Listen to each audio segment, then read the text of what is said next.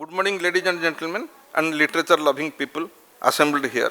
It is a pleasure to be here today to welcome you all to the second day of 8th edition of Odisha Art and Literature Festival. As you know, this is a 3-day festival of letters. Today is the second day, and we will start today's program with a lot of programs today, like panel discussion, book release, poetry reading, and we have some eminent literary personalities who will share their thought and insights on various topics related to literature. In the first session, we have the topic, a writer in the time of war. I welcome all the panelists of this panel discussion and request Sonia Manjovelik, C.P. Levin Byron, Lana Derkak, M.K. Ajay and Himanshu Mohapatra to the stage for discussion, and the topic is writer in the time of war. I welcome all our panelists and request them to discuss on the subject, a writer in the time of war. Thank you. Good morning, everybody. I welcome all of you to this first panel of the second day of Odisha Art and Literature Festival. I welcome my fellow panelists, a very distinguished panel, and also equally distinguished guests of dais. To be honest, I am not an expert on the subject war and its relationship with literature, but Manu Babu put me into this panel considering my wide experience of traveling and my being a globe-trotting professor. But that doesn't really translate into expertise on the matter of war, on the theme of war. So this panel, a writer in the time of war, this is the title of the session, and if you will recall, the theme of this entire festival is war and literature. So this is probably the only session in this 3-day festival which is a direct offshoot of the broader theme of war and literature. The theme, of course, has many ramifications, both at the macro level, I'm borrowing the term from Mr. Ajay, and at the micro level. But if you look at the wording, a writer in the time of war, you would see that this has an immediate practical context. That it is not about a theoretical meditation on war and literature, it is rather a call to action. It tries to look at how a writer behaves when a war is raging. I guess Manu Babu gave this title, War and Literature, selected that as the theme, probably because at the background we have two wars which are raging with ferocious intensity. One is the Russian-Ukraine war, which started in February 2022, and the other is the Israel-Hamas war in Gaza, which started in October, mid-October. So this is the immediate backdrop, and of course it brings in its train all our horrific experiences of war, the battles that have been fought, the battles that have ravaged human history, the ruins, the desolation, the devastation, all of these things immediately come into the picture. So this is a good time to discuss what exactly a writer should do, how a writer is positioned, and how he would react, how he should react to a situation in war, to a war situation or to a situation of conflict, armed conflict.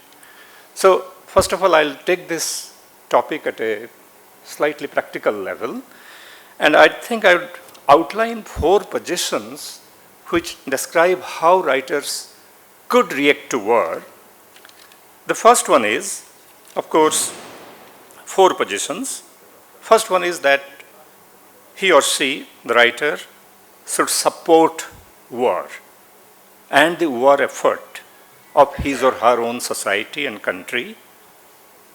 And the second one is he or she would condemn or denounce war or the war effort of his country, knowing full well, of course, that speaking against war at a time when the war is raging might translate into playing into the hands of the enemy.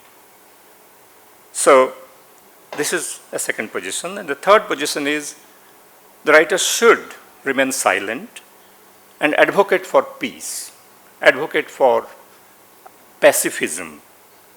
And the fourth position, which is an interesting position, which is not necessarily the position that a writer takes, but then most journalists and most writers who are interested in sociologists, writers who are writing about current affairs, they find this position very interesting, that you step back from the immediate existential context in order to see the matter in a historical perspective and delve into the causes of war and conflict with a view to their possible political or diplomatic resolution.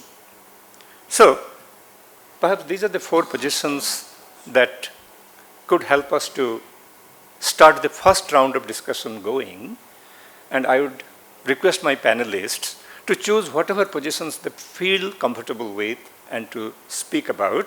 But I'll just quickly point out a couple of examples of literary works which seem to represent these 4 positions. For example, we know the great book Gita, Bhagavad Gita, the Mahabharata. Interestingly, if you say that the Gita supports the war effort, it would be a serious misstatement. But also, in a sense, fundamentally, Gita is about war. It's a justification for a just war. When Arjuna has laid down his arms, Sri Krishna is asking him to fight for a just cause. He might, put it in a philosophical way by saying that, you simply become the instrument Sabyasachi, nimitta matra bhava Sabyasachi. But he's also telling them to wage this war. He's reminding him of the losses that the Pandavas have suffered and how Draupadi has been disrobed and how all these great Pitamahas and great people have remained silent. And by remaining silent, they have chosen evil. They have sided with evil. So this is also a great book which is trying to justify a just war. And then at a very sort of institutional level, historical level, because I'm a student of English literature, I know that what we know as English studies really evolved as a result of the war effort. Because in the early 20th century, in the early 1900s, the entire intellectual climate in Britain was dominated by the Germanic tradition of philology, the Germanic tradition of philology and linguistics, and there was no inquiry into literature as such. So after the war, after the First World War, what happened was there was a rejection of this Germanic tradition, and English studies evolved in Britain. So this is how, we are all inheritors of this tradition. We have studied English because of that, this, rejection of the Germanic influence of philology and the rise of literary criticism. This book, I'm talking about the third position where the writer should remain silent and advocate for peace. No other great book can be thought of in this context than War and Peace of Tolstoy, which is at the same time a graphic depiction of the horrors of war and also a kind of reassurance, also kind of engagement with life on its own terms, which is the source of eternal peace. And then for the fourth I do not have a literary work, but then I'm just thinking about, I watch BBC News very avidly, and I have been watching all these months. And one thing that, you know that there was horrific atrocity committed by Hamas on the innocent Israelis on the 7th of October. And then the war started a week later. And then we know that civilian casualties have multiplied. 15,000, more than 50,000 civilian deaths, among which 600 children are dead. 6,000 dead children. Now this is something for us to think about. Of course, US has just recently, I think yesterday, vetoed the resolution, UN Security Council resolution on ceasefire, and invited condemnation from many people. Oxfam says it is a black mark in US's human rights credibility. Now, this is very interesting because these BBC news analysts and news presenters have said something, that it is true that we should eradicate, they should go and eradicate Hamas. Hamas needs to be eradicated, but in the process of eradicating, you are also destroying civilians. And then if this grinds on, this presses on, it will result in a situation where there will be a tactical victory for Israel, but a strategic defeat.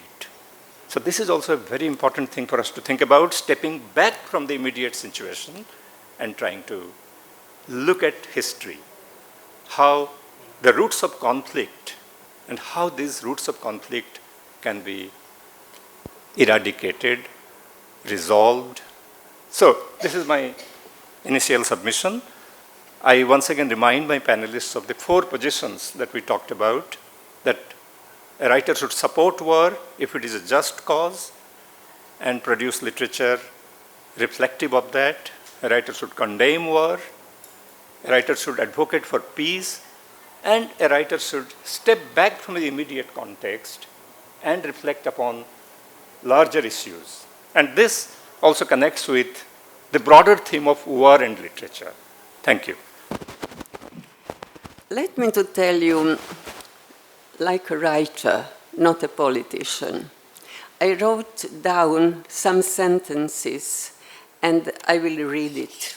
If you look at the earth from afar as a sphere, you will see that it is on fire from local conflicts and wars. And the cause is always the same: desire for territory and prey. We hope that the politicians will take control of the situation because they, by definition of the term politician, are called to work for the common good. If not, they are not worthy to be elected and to rule. But here, at the festival, we have to speak as writers and poets, even when we talk about such a topic as war. We literally talk about war as a topic and how to deal with it in a poetic way. Ranging from catastrophic events themselves to their anticipation, with the hope to be spared, all gets crucified. Human life, deeds, as well as the writer, who by definition is the one who invents and anticipates in order to bring coherence to the fictional, and whose lie aims to shed light on truth. Literature is a lie whose aim is to shed light on truth. Hence, the writer's work establishes the hierarchy of anticipations and premonitions.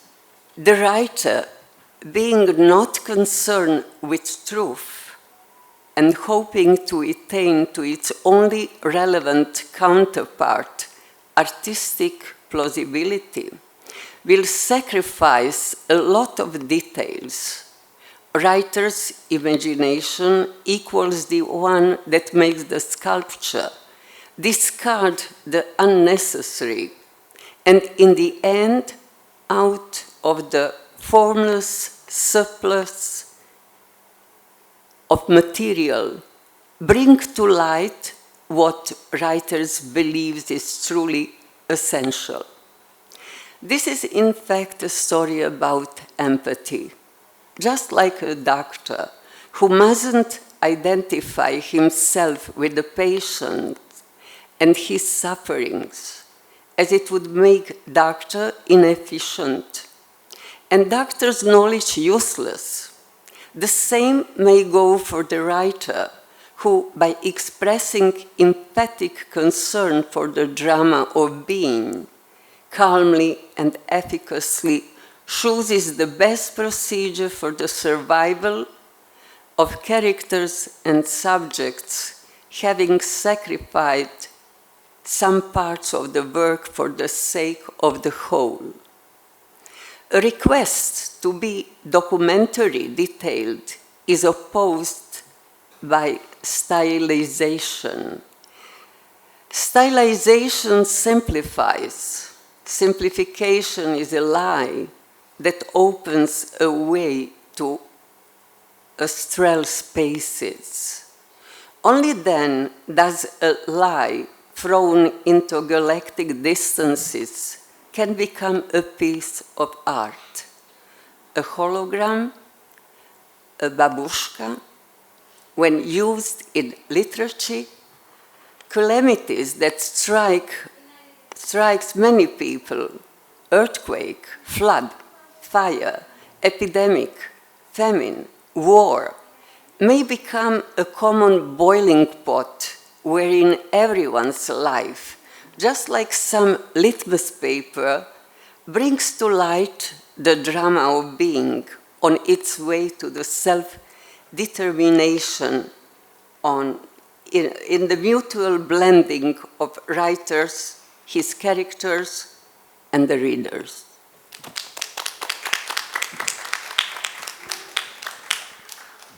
Hello. Thank you, Lana, for your very thoughtful reflection on this. And this is exactly why we have a panel consisting of writers, with the exception of me. I'm a writer, but not in the sense in which we talk about writing, I mean creative writing. So thank you very much for taking a look at the process of writing and the way writing complicates something that is very simple.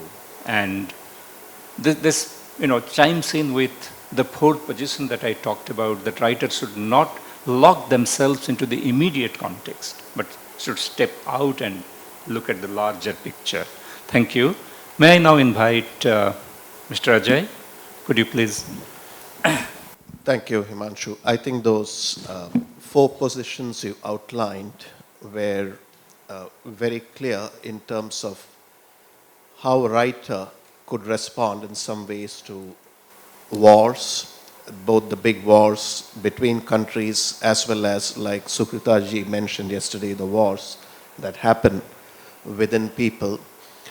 And when I think about the relationship between war and a writer and war and a literature, certainly I can't help but think about the multiple identities that I have as an individual, a poet and writer being one of them.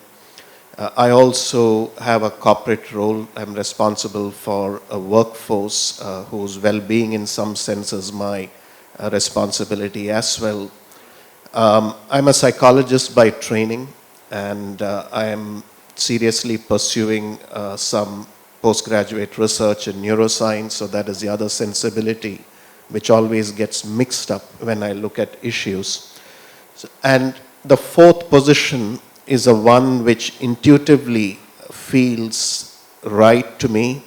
And when I take a step back, look at the historical processes or the sociological processes or the economic processes which underlie any human-to-human conflict.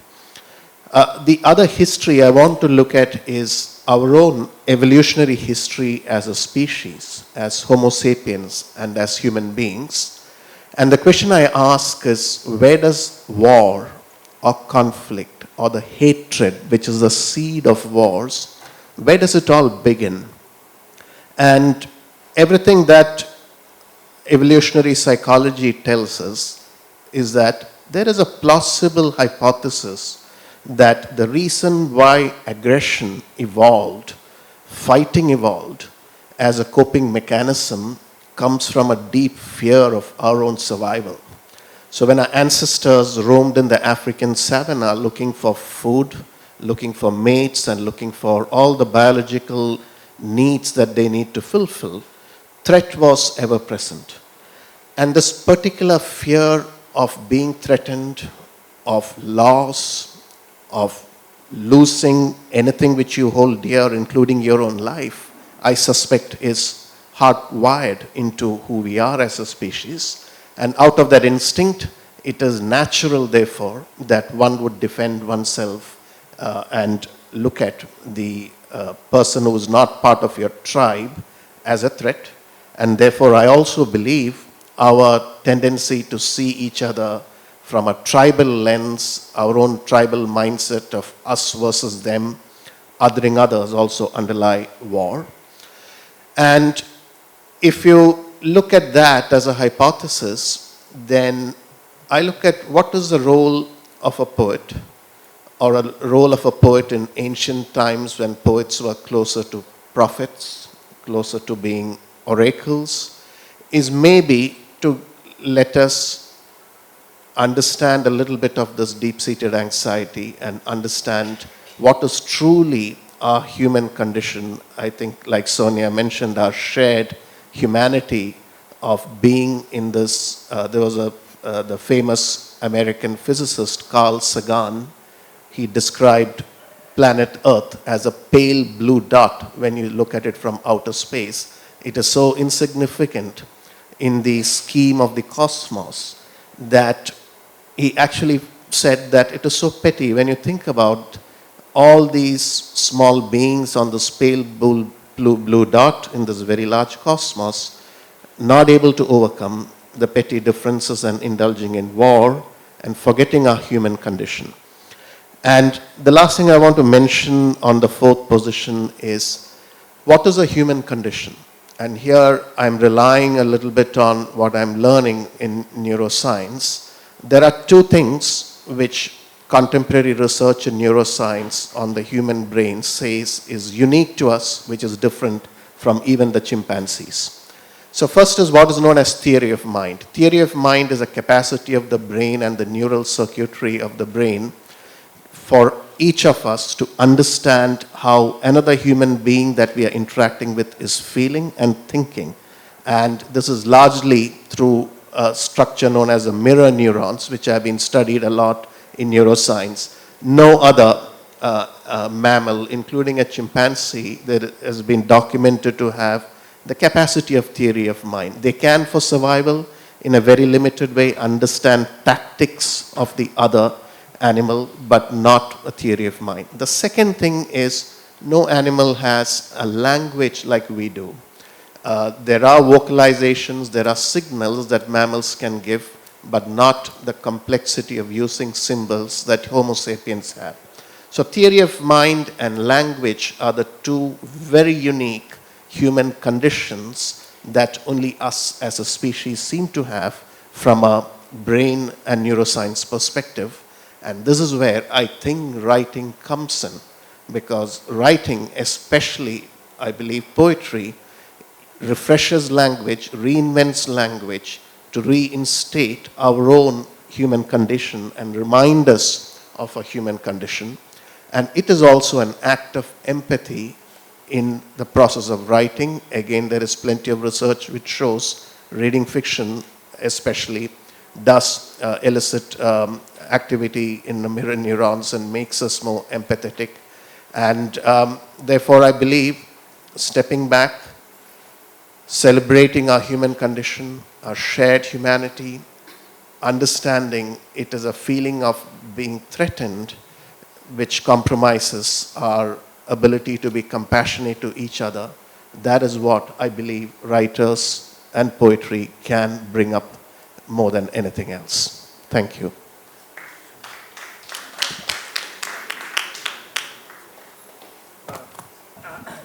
Thank you, Ajay, for this beautiful elucidation, and you brought two very interesting, very distinct concepts into this, the fourth position that we talked about, evolutionary history of humanity, of human beings' evolution, and our race's evolution, and also the theory of mind and language.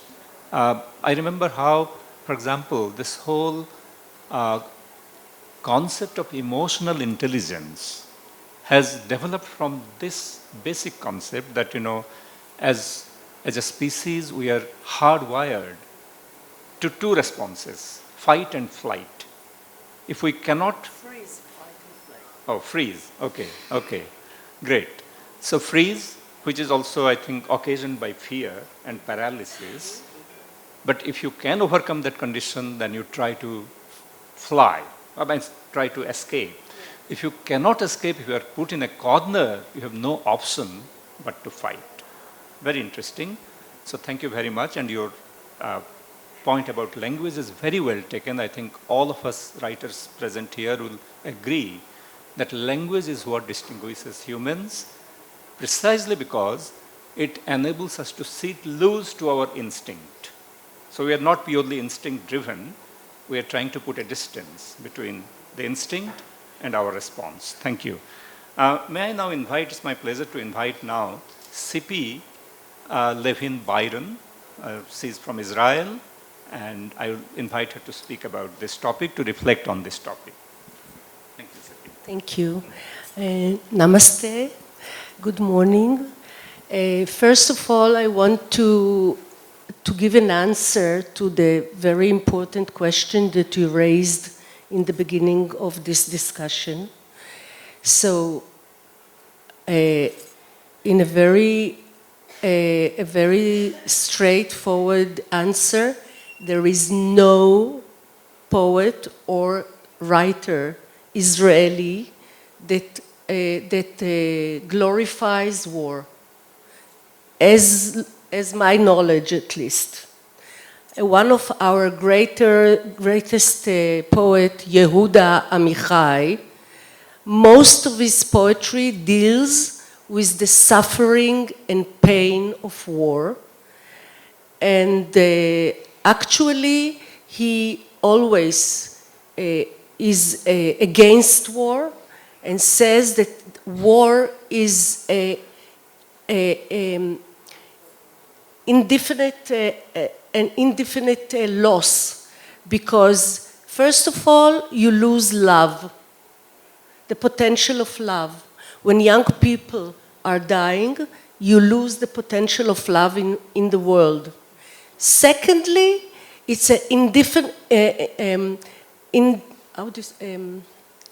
Sophie, no, it's like indefinite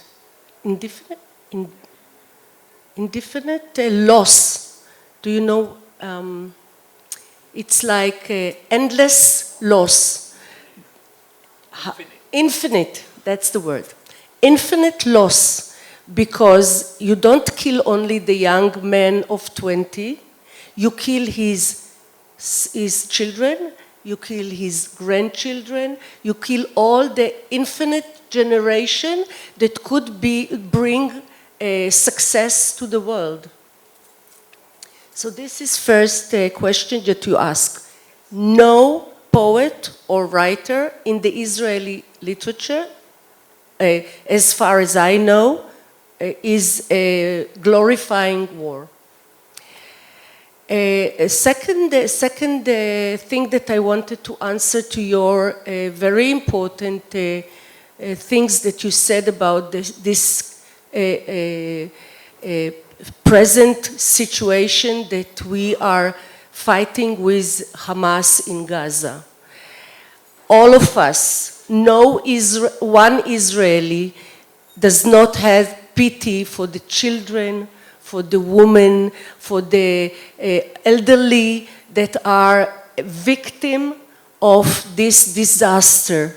But this disaster is a cause of two things. First of all, it's a matter of an organization that puts the kids and the women as a shield for them. They are underground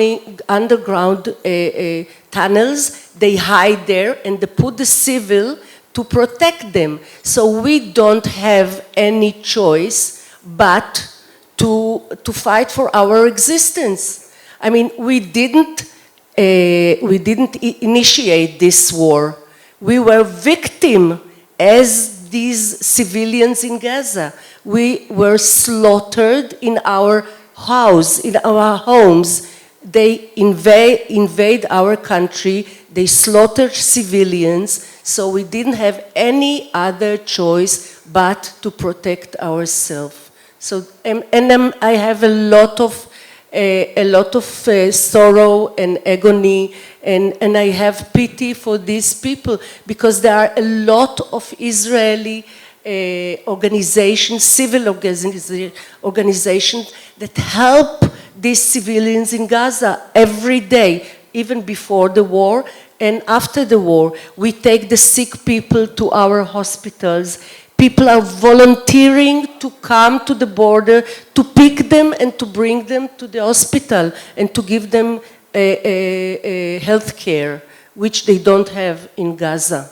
Because all the money that is coming to Gaza from international organizations or from the UN are going to the Hamas and doesn't help the civilians. Yes. So this is one matter.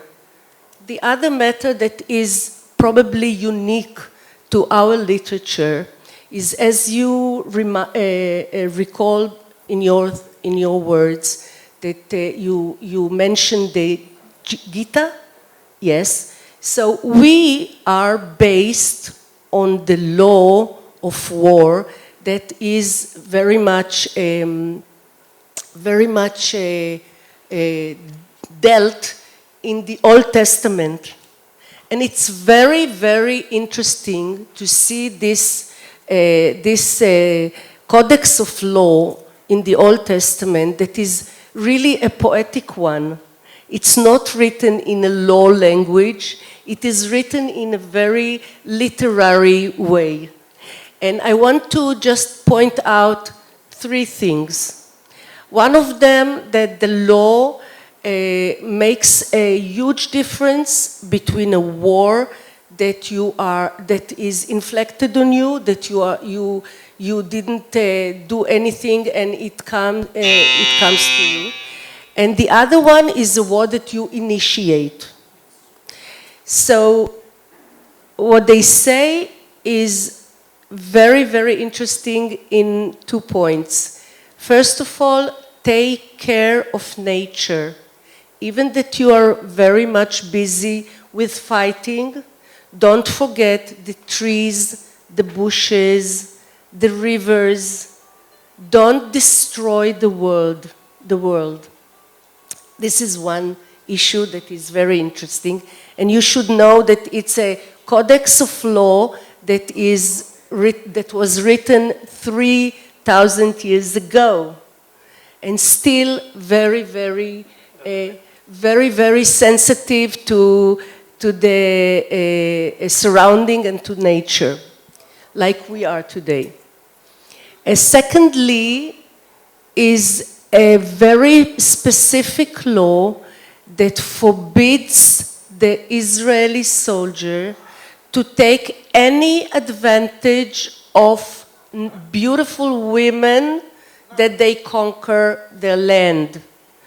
If you want to have a strange, beautiful woman, and you want to have her, you must first bring her to your home, give her 30 days to mourn about her family, don't disturb her, to cry about her parents, her sisters and brothers.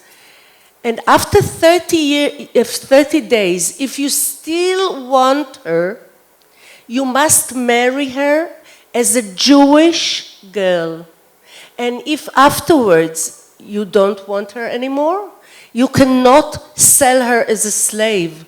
You have to free her and to give her all the conditions that are given to an Israeli or Jewish girl.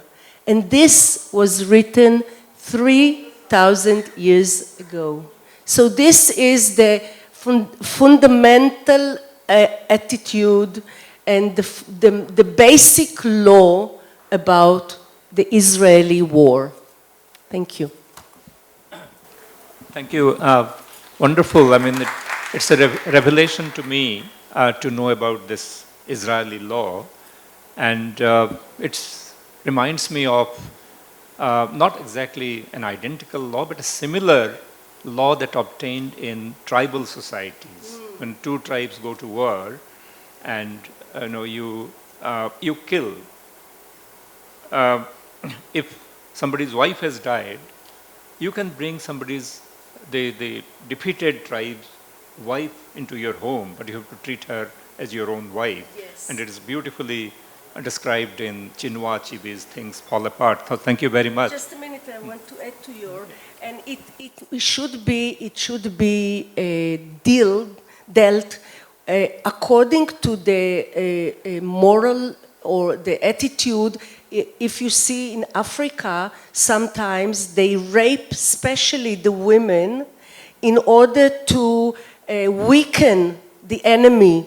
They rape the women, so the tribe that the women were raped is going to throw the women away because they are not holy anymore. And the children are going to be their soldiers again.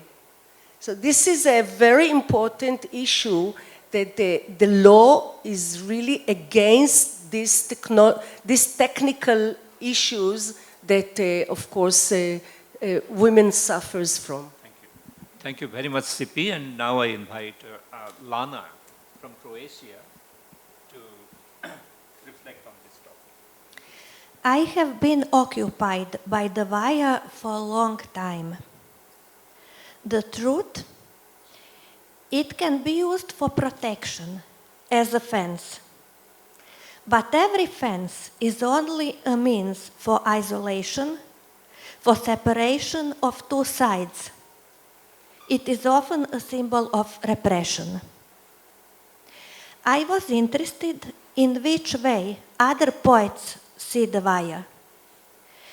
The image of Vaya should be looked at in different ways: wars, refugees, concentration camps, prisons, fences, walls, repression, and freedom. I wondered about God's stand on the Vaya. Does he use it too, and in which way? At this moment, I am editing an international anthology on the topic of Vayas. It will be bilingual. My publisher will be the Croatian Pen Center. I will include poets from the Balkan Net. Croatia is also a member of it. Auschwitz is not the last concentration camp on the earth. It is crazy that we are the only beings who can build a concentration camp and write poetry at the same time. I'd like to talk about war as a trouble, writing poetry, and Sisyphus, who is a figure from Greek mythology. He is punished by having to roll a big stone to the top of a hill. However, the stone always rolls back and he has to do it again. Writing poetry is therapy which empowers us to persist in bearing all the tiny individual or the great and global images of this world, transforming them into swarms of silly and multiplied metaphors, similes, onomatopoeias, personifications, and other stylistic devices. Because we continually and almost regularly, without either consent or agreement signed, bear the erratic sky and unfavorable mental prognosis, the tidal wave of mind-blowing demands that have been placed upon us anew and that overwhelm all our relief. We still bear the unrecycled stress accumulated in front of a television set, overtaken by illogic and idiocy.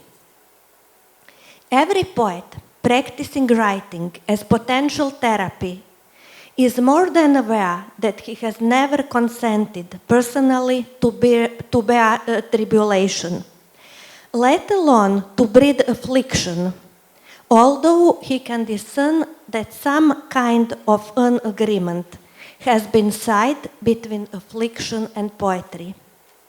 He perceives the possibility of compensation. Moreover, he knows that for his poetic text, this Sisyphean rolling of affliction as a stone is not entirely wasted, futile. And so poetry can give new meaning to Sisyphus the poet. He was punished only to be awarded, since the gods have great plans for him, and his punishment is neither the last measure nor the God's final plan. One contradiction emerges here. More specifically, a fanatic and non-pragmatic being suddenly derives profit from the affliction he found himself in, from which it follows that the poet possesses the incredible capacity for practicality and management. However, this management capacity is not economic in nature, since it computes only spiritual incomes and expenditures. The poet is capable of deriving enormous profit from personal loss and the unsuccessful transport of a Sisyphean stone without registering a large enterprise. But literature loves paradoxes.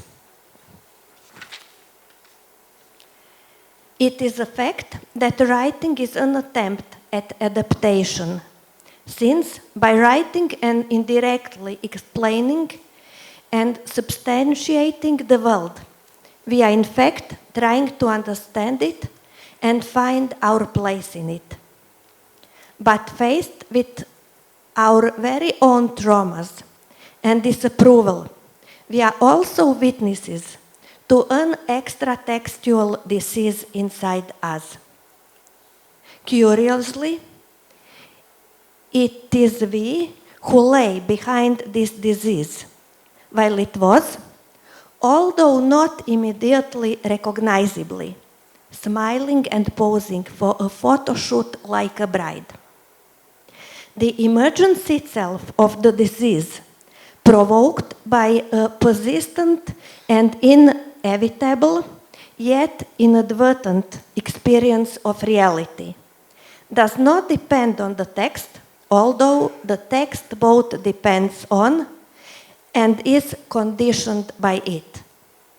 It is precisely here and now that the pharmaceutics of text and writing as therapy rise. Owing to his text, the poet loses his sense of being a loser, starts feeling well, and strengthens his immunity with the help of emotional fullness and short-term spiritual satiety. Here lies yet another surprise. The disease, whose birthing does not depend on the text, is nevertheless conditioned by it. Having acknowledged its unwelcome cells and conquering nature, the text itself becomes a conqueror. And so, having resourcefully taken over its power, the text psychologically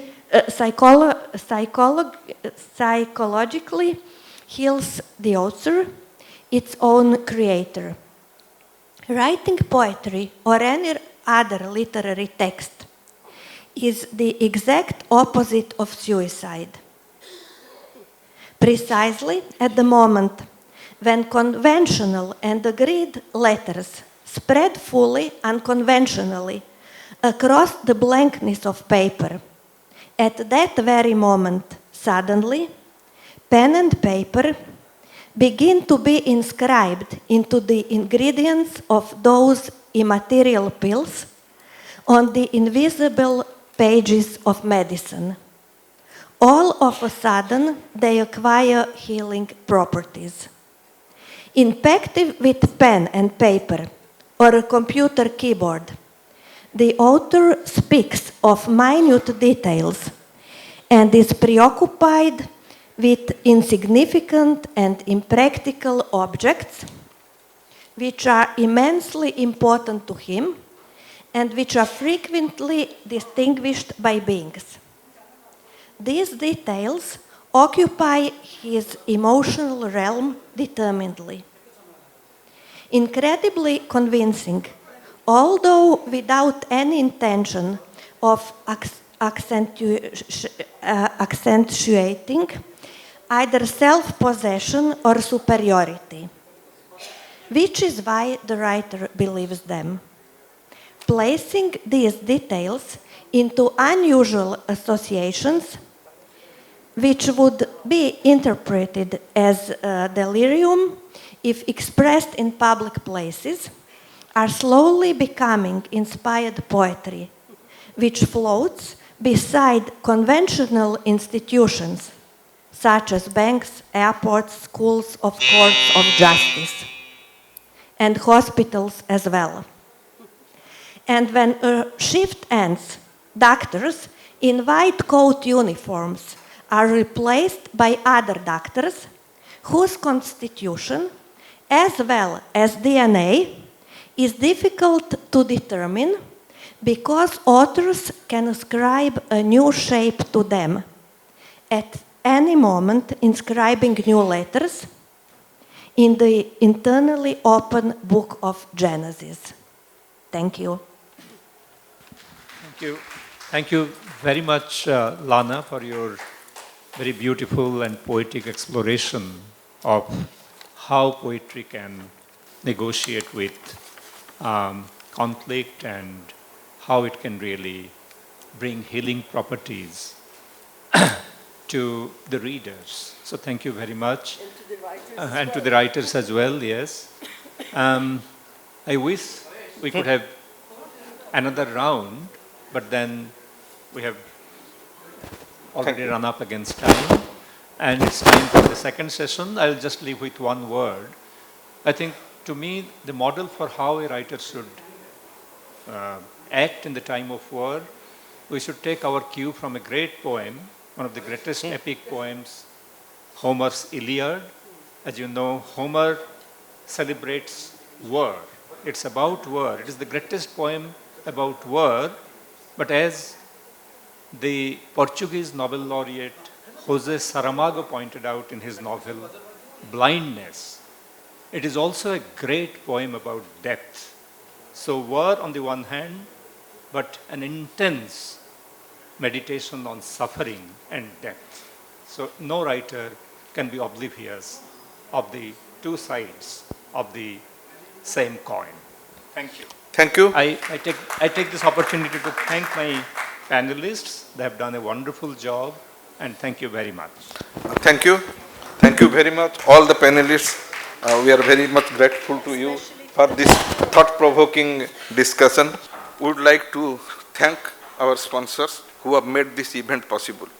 Without their support, we would not be able to provide this unique opportunity. We are very much thankful to JM Baxi, NMDL, EVOS Buildcon, Indian Oil, Life Insurance Corporation of India, Steel Authority of India, and Jindal Steel and Power. Thank you.